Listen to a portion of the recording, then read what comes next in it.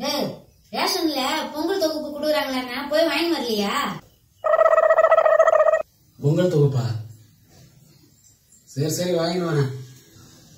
போன வாட்டி நான் சொல்லவே இல்ல, நீயே போய் வாங்கி வந்துட்டா. இந்த வாட்டி 2-3 நாளா சொல்லிங்கன்னா போகவே மாட்டேன்றா. என்ன கதை இது? ஆமா, போன வருஷம் கரும்போட 1000 ரூபாய் சேர்த்து கொடுத்தாங்க. சந்தோஷமா போய் வாங்கிட்டு வர போனேன். இந்த வருஷம் தான் காசையே கொடுக்கலையே, வெறும் கையோட தான் அனுப்புறாங்க. வெறும் கரும்பு வாங்கி மட்டும் நான் என்ன பலர்த்து? அதனாலதான் இன்ட்ரெஸ்ட் இல்லாம இருக்கேன். 1000 ரூபாய் கொடுத்தாங்க போனியா? நல்ல கதை வருது. அதான் 1000 ரூபாய் எங்களுக்கு மாசம் மாசம் கொடுக்குறாங்க. அப்புறம் உங்களுக்கு தனியா விட்டுருவாங்களா? ஆமா, மகளிருக்கு மாசம் 1000 ரூபாய் போறது உண்மைதான். மகளிருக்கு மட்டுமா செலவு இருக்குது? ஆம்பளைங்களுக்கு எல்லாம் செலவு இல்லையா? எங்களுக்கு நிறைய செலவு இருக்குமா? எங்களுக்கு அந்த மாதிரி ஏதாவது கொடுத்திருந்தா பரவாயில்ல.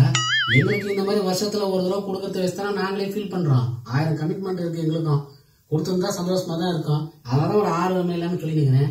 நீ போய் வாங்கலையானா இன்ட்ரெஸ்ட் எப்படி ஒரு மனுஷனுக்கு வரும்? ஏதாவது காட்டினாதான் வரும். எதுவுமே காட்டல என்ன பண்ணுது?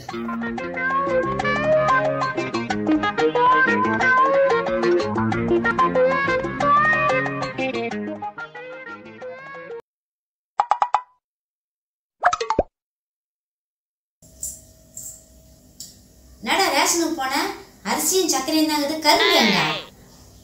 கேள்வியை கேட்கிற எப்படி சமாளிக்கிறேன் பாரு. கரும்பு கொடுத்தாங்க, வரும் வழியில ஒரு பசுமாட்டுக்கு கரும்பை தானம் கொடுத்துட்டேன். அப்படியா?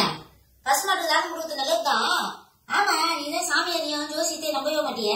நீ எப்படி பசுமாட்டு?